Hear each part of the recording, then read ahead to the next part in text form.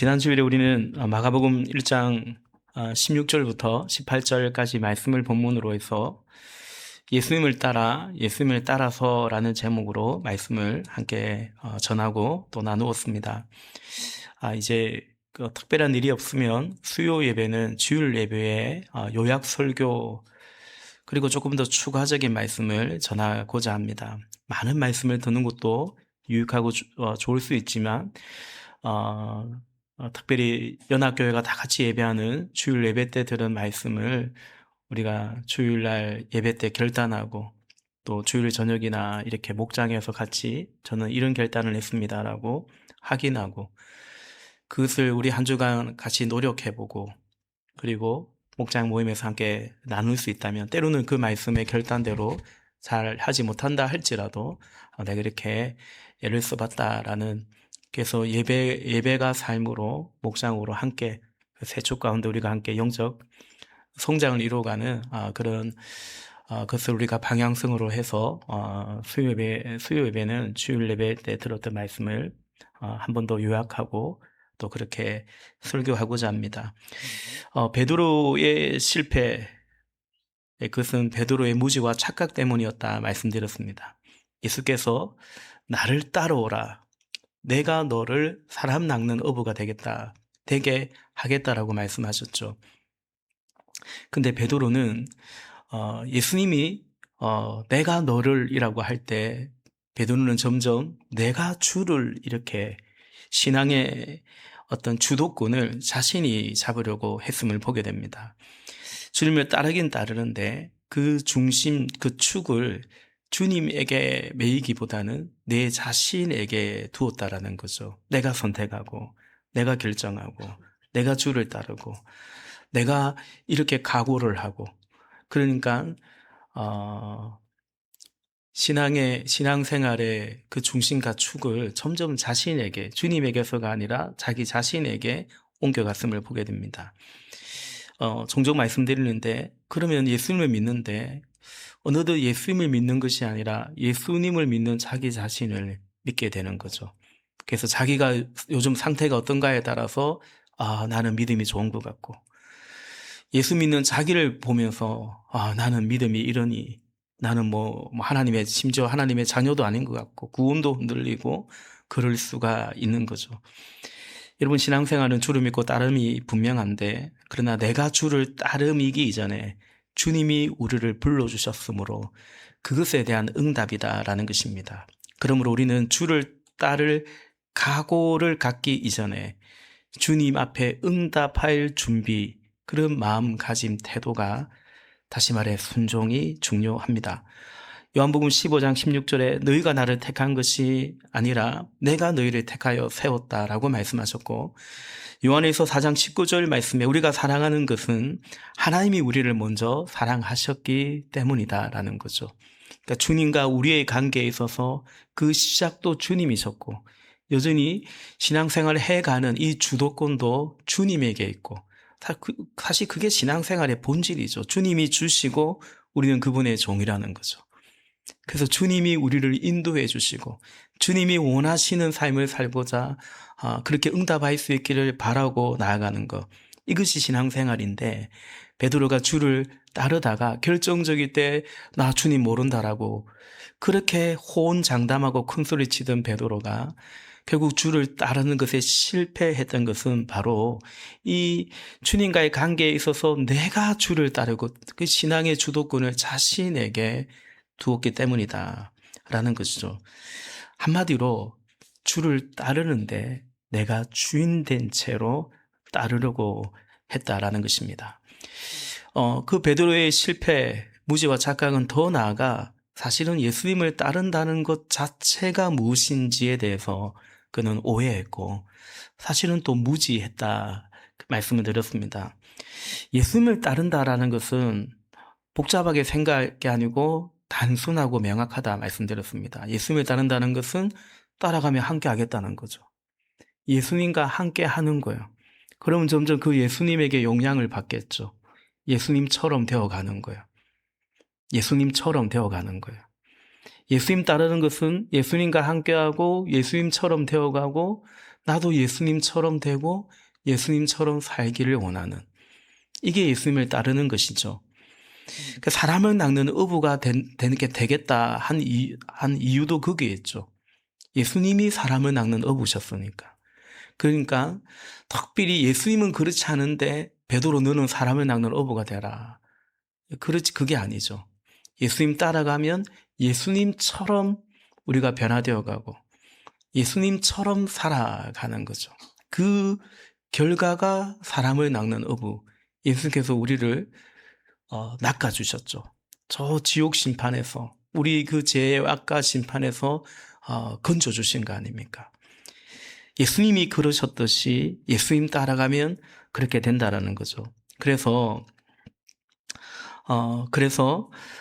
사람 낚는 어부가 되어라라고 말하지 않았어요. 네가 나를 따라와라, 사랑하는 어부가 되게 하겠다라고 말씀을 하셨어요.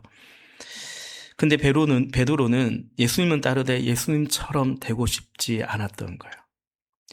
이게 아주 근원적인 베드로가 예수님을 따라가는데 실패한 이유죠. 예수님을 따르되 예수님과는 다른 삶을 살고자 했습니다. 예수님을 따라가는데도 하나님 나라가 아닌 세상 나라를 동경했다라는 거죠. 예수님 사랑하는 것 같은데 그 예수님의 사랑을, 하나님의 사랑을 예수 그리스도에게서, 예수님에게서 찾지 않고 예수님을 사랑함으로, 예수님을 따름으로 그 결과 얻게 되는 그 무엇을 통해서, 거기에서 예수님, 하나님 사랑을 그는 찾으려 했던 거죠. 그 베드로뿐만 아니라 제자들이 그랬다라는 거죠. 예수 믿고 따르면 내가 이런 사람이 돼. 예수 믿고 따르면 내가 이런 소원도 이루어져. 그러므로 정말 하나님이 나를 사랑하는 것 같아. 아니요. 예수님 믿고 따라서 얻게 된 그 무엇 때문에 하나님이 나를 사랑한다고 생각하는 한 그것을 사랑하고 있는 거지 예수님 사랑하고 있는 게 아니죠. 그래서 제가 그런 말씀드리죠. 우리의 소원을 주님께 아뢰되 그 소원이 하나님보다 앞서지 않도록 해야 돼요. 그러면 그 소원 때문에 넘어져요. 주님께 실컷 기도하고 그 소원 때문에 시험 든단 말이에요. 왜? 주님보다 그것을 더 사랑했기 때문이에요. 그래서 우리 고린도후서를 읽고 있지만 그리스도의 사랑이 우리를 씌워잡는다고 했어요. 하나님의 사랑이 우리를 강건한다고 했어요. 그때 바울이 말한 것은 뭐냐면 예수님이 나를 위해서 죽으셨지 않느냐는 거죠. 그리스도의 사랑은 딴 게 아니에요. 나를 위해서 생명을 주실까지 한 그 사랑이에요. 그러니까 그 사랑이 하나님의 사랑이라는 거죠. 그러니까 우리가 예수님 믿고 따라가는데 나는 엉뚱한 것을 쫓아가는 거예요. 예수님 간절히 사랑해서 결국 내가 원하는 이와 같은 삶을 살고자 하는 거예요. 제자들의 실패가 거기에 있던 거죠. 예수님이 보좌에 앉으시면 우편 좌편 달라고 했던 거죠. 그 예수였기에 그러니까 그 예수를 따라가면 내가 그런 이제 인생이 된다고, 그 소망 속에 이들이 예수님을 따라갔기 때문에 한마디로 예수님을 따라서 같이 길을 걷고 있지만 함께 하는 것 같지만 제가 동상이몽이라는 말을 말씀해 드렸죠. 머릿속에는 전혀 다른 꿈을 꾸고 있는 거죠. 한 배를 타고 있는 것 같은데 노를 저어 가잖아요. 제가 지난주 부산 장상교회 연수 가니까 이정우 목사님이 그런 말씀하세요. 조정 경계가 있잖아요. 조정. 이렇게 배를 같이 노를 저어요. 한 배를 타고 있어요. 막 열심히 같이 저어야 되는 거죠. 우리가 이 보배로운 예수교회라는 이 연합교회 한 배를 타고 있어요. 같이 노를 저어야 되는 거죠. 근데 좀 지칠 수 있어요. 그러면 힘이 빠질 수 있죠. 괜찮아요. 다른 사람이 좀 도와주면 돼요. 그건 상관이 없어요. 근데 다른 방향으로 노를 젓는 거예요. 한 배를 타고 있으면서 다른 생각을 하고 있는 거예요. 다른 방향으로 노를 저어가고 있는 거예요. 그건 이제 주를 따르는 것 같지만 사실은 따르고 있는 것이 아니죠. 한 배를 타고 있는 것 같지만 사실은 다른 방향으로 노를 젓기 때문에 오히려 그 배가 더 곤란해질 수도 있는 거 아니겠냐라는 거죠. 근데 이렇게 실패한 베드로를 결국 주를 부인하고 도망친 그 베드로를 예수님은 끝내 예수님의 사람으로 세우셨습니다. 누가복음 22장 31절과 32절 말씀에 시몬아 시몬아 보아라 사탄이 밀처럼 너희를 체질하려고 너희를 소나기에 넣기를 요구하였다. 그러나 나는 네 믿음이 끊기지 않도록 너를 위하여 기도하였다. 네가 다시 돌아올 때는 네 형제를 굳세게 하여라. 아멘. 베드로가 훗날 돌이켰는데 돌이킨 것은 전적인 주의 은혜라는 거죠. 여러분 우리가 믿는 것도 돌이키고 회개하는 것도 그리고 주를 따르고 충성하고 헌신하는 것도 전적인 은혜인 것입니다. 이것을 인정하는 것이 주를 믿는 것이고 이것을 인정할 때 비로소 주를 따라가는 거죠. 오늘 우리에게 그와 같은 은혜가 있기를 바랍니다. 나의 나될 것은 다 하나님의 은혜라는 이 고백이 저와 여러분의 고백이 될 수 있기를 주님의 이름으로 축복합니다. 베드로는 다시 고향으로 돌아갔고 사람 낚는 어부가 아니라 다시 고기를 낚고 있습니다. 그랬죠. 다시 버린 그 배, 그리고 버린 그 그물을 다시 잡고 다시 그물질을 하고 있는 거죠.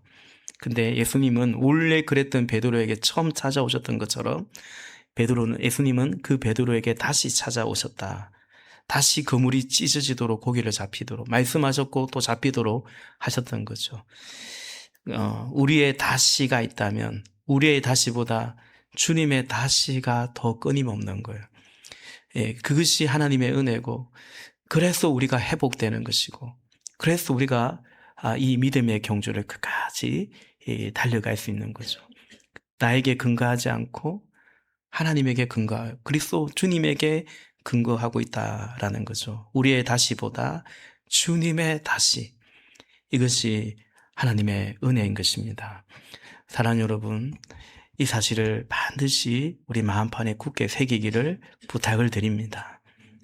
다시 넘어질 수 있어요. 다시 죄질 수 있어요. 그래도 된다, 그래도 된다 그런 말은 안 해요. 그러나 잊지 마십시오. 우리가 처음 언제 우리를 사랑하셨냐? 우리가 죄인이 있을 때 사랑하신 거예요. 그러므로 우리가 다시 넘어질 때 주님은 다시 찾아오시는 거예요.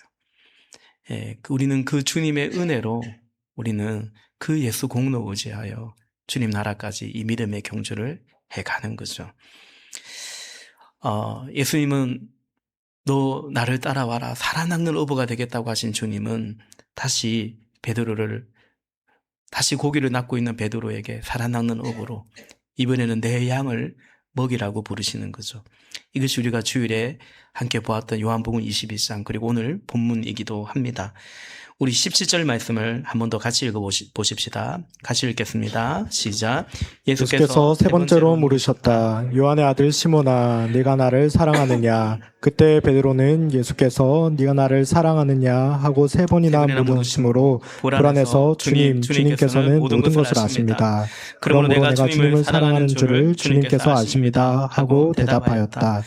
예수께서 그에게 말씀하셨다. 내 양떼를 먹여라. 아멘. 베드로는 철저하게 실패했어요. 그가 큰 소리를 친 만큼 그는 더 처절하게 실패했죠.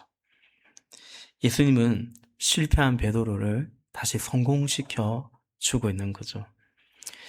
우리 가정교회에서 섬김은 다른 사람을 성공시켜 주는 것이 섬김이라고 우리 가정교회 4 기둥 중에 하나라고 우리가 함께 배웁니다. 예수님은 실패한 베드로를 다시 성공시켜 줍니다. 여기에 예수님의 용서가 있고 사랑이 있는 거예요. 로마서 12장 20절 말씀해 보니까 네 원수가 줄이거든 먹을 것을 주고 그가 목말라 하거든 마실 것을 주어라. 누가요? 원수가 줄이거든 원수가 목말라 하거든 그렇게 하는 것은 네가 그의 머리 위에다가 숯불을 쌓는 셈이 될 것이다 하였습니다. 아멘. 우리가 생명의 삶에서도 이 말씀을 같이 나누듯이 원수를 사랑하는 것은 감정이 아니고 의지이고 행동이고 섬김입니다. 말씀 잠깐 좀 더 띄워주시겠어요? 원수를 사랑해서가 아니고 원수가 줄이고 있기에 먹을 것을 주는 거예요. 원수가 목마르기에 마실 것을 주는 거예요. 사랑이라는 감정이 생기지 않을 수 있어요.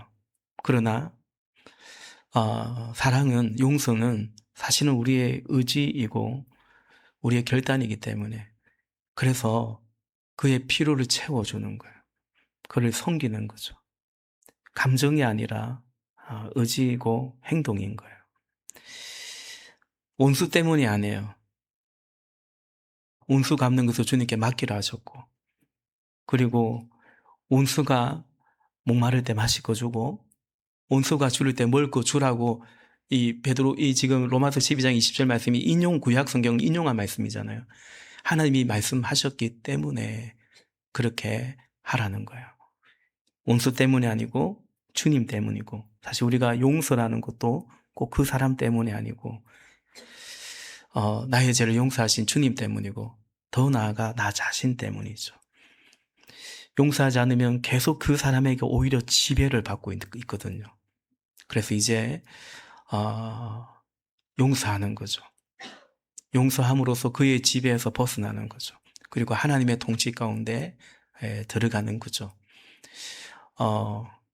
예수님은 베드로를 용서하는데 처음 하셨던 것처럼 그를 부르시고, 그리고 그를 다시 성공시켜 주시는 거죠. 실패한 베드로를 다시 성공시켜 줍니다. 사랑하는 어부가 되리라 하셨는데 이제 내 양떼를 먹이라고 말씀하시는 거죠. 다시 주를 따르는, 주와 함께하는 예수님처럼 살아가는 그 삶으로 초대하시는 것입니다.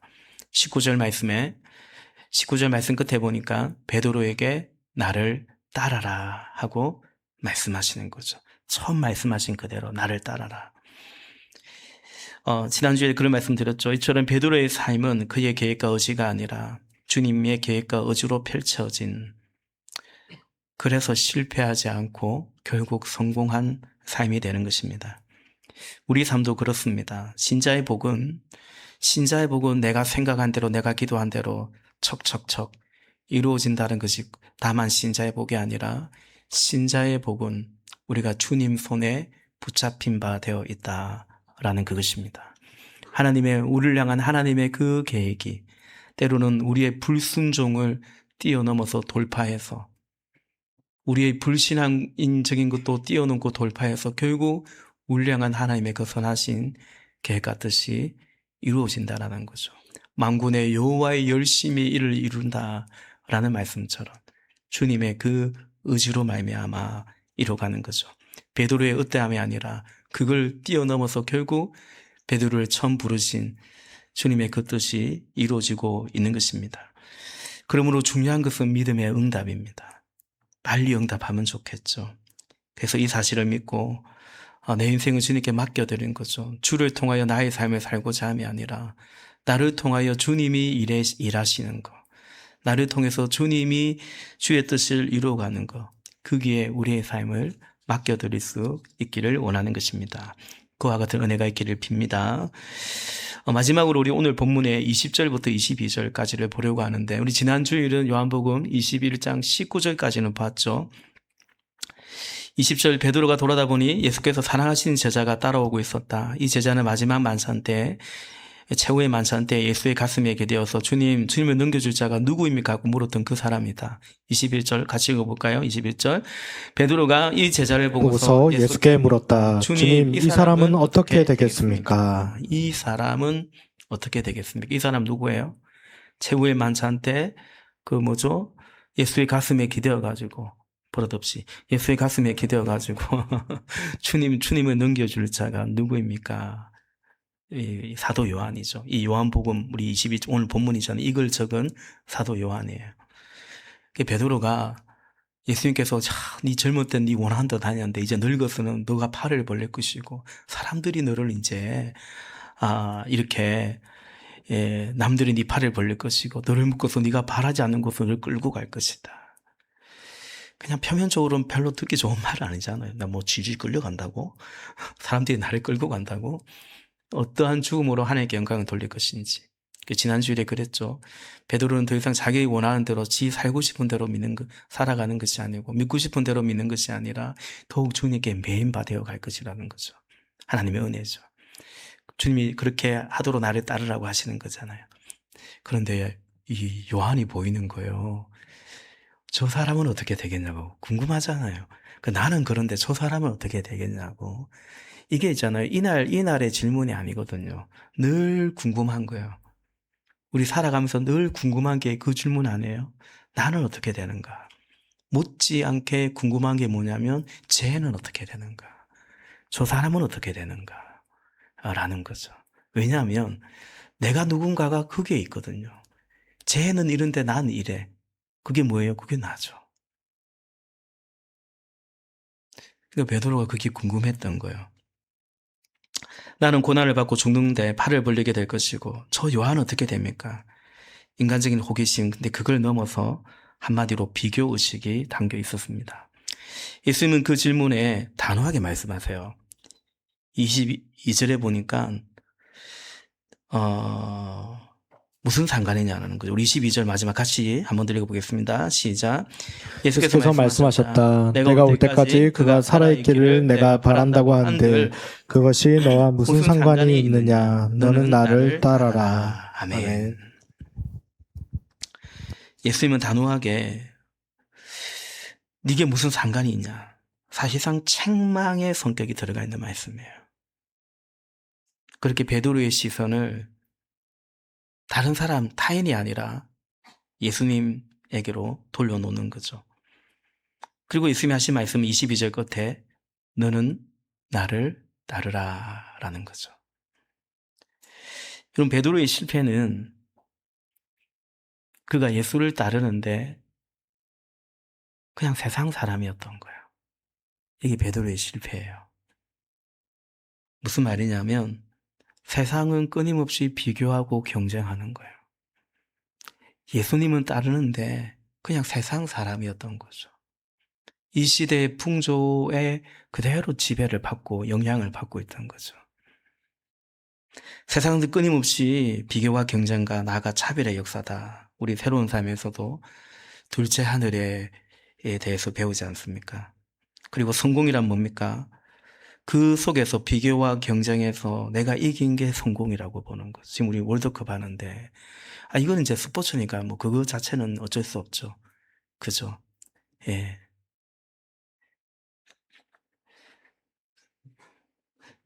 이겼으면 좋겠어요.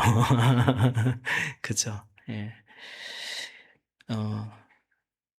그러니까 성공이라는 건 뭘까? 물고기 잡는 베드로가 다른 배보다 4배가 더 잡히는 거예요. 여러분, 따지고 보면 있잖아요. 다 많이 잡히면 성공도 안 해요. 그 고등어 가격이 다 떨어져요, 그러면. 그러니까 다 농사가 잘 되면요. 짜다리 성공도 안 해요. 값이 별로 값을 안 쳐주잖아요. 그러니까 다른 배는 베드로가 그랬듯이 밤이 새도록 했으나 물고기 얼마 안 잡히는데 4배는 잡히는 거예요. 그게 이제 성공이죠. 우쭐대다가 근데 어느 날 내 배보다 또 다른 배가 더 많이 잡히네.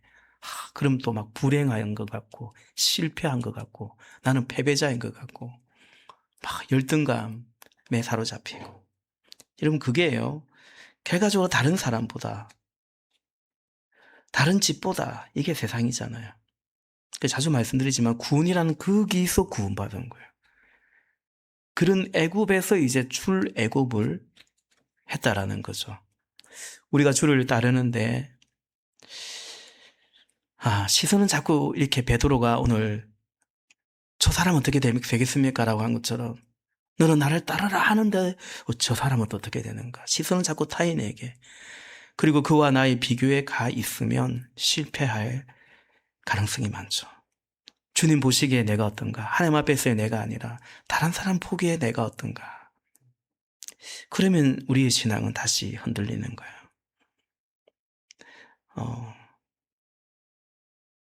그런 세상 속에 살고 있는 그 사람을 건지라고 부르셨는데 살아남는 어부가 되라고 하는데 자꾸 시선이 타인에게 가면 비교해 가면 다시 사람에게 매인바 되는 거죠. 그래서 주님 때문에 그게 아니라 그 사람 때문에 일이 일비하게 되는 것입니다. 근데 이게 참 집요하죠. 보세요. 부활하신 주님의 사랑이잖아요. 베드로의 실패를 다시 세워주시고 다시금 콜링 하시는데 그 순간에도 베드로가 저 사람은 어떻게 됩니까? 이 생각, 이 질문을 하는 것을 보십시오. 이 굉장히 집요한 거예요. 그럼 우리가 어떻게 이것을 극복해 갈 수 있는가? 이미 우리는 이 비교 속에서 내가 누구인가에 대한 이것에 대한 충분한 것들을 우리는 경험하고 학습하고 그 속에서 좌절도 맛보기도 하고 여전히 그 안에서 우울하기도 하고 우린 이미 충분히 그렇게 하고 있기 때문에 그런 세상 속에 있기 때문에 이걸 어떻게 극복할 것인가? 결국 시선을 주님께로 가는 것밖에 없어요. 해결은 복음밖에 없는 것 같습니다. 복음밖에 없습니다. 그리고 이 땅이 아니라 하늘에 우리의 소망을 두고 살아가는 거죠. 여러분, 그런 세상을 바꿔보자 해도 세상은 안 바뀌어요. 다만 그 세상에서 그 둘째 하늘 비교와 경쟁과 차별에 그걸 뚫고 임한 하나님의 나라, 셋째 하늘이 우리에게 임했으니까 그 하나님의 통치 가운데 살아가는 거죠. 복음밖에 답이 없습니다. 우리의 정체성을 주님과의 관계에서 확인하고 확신하는 거죠. 우리 생명의 삶에서 그리스도인의 신분을 배우듯이 성부 하나님과의 관계, 하나님의 사랑 받는 자녀, 성자 예수님과의 관계, 그리스도의 신부, 성령 하나님과의 관계, 성령님 우리와 함께 하시는 성령의 전이라는 거죠. 천국 시민과의 관계, 우리의 시민권은 하늘에 있다라는 거기에 우리의 신분과 정체성을 가져가는 거죠.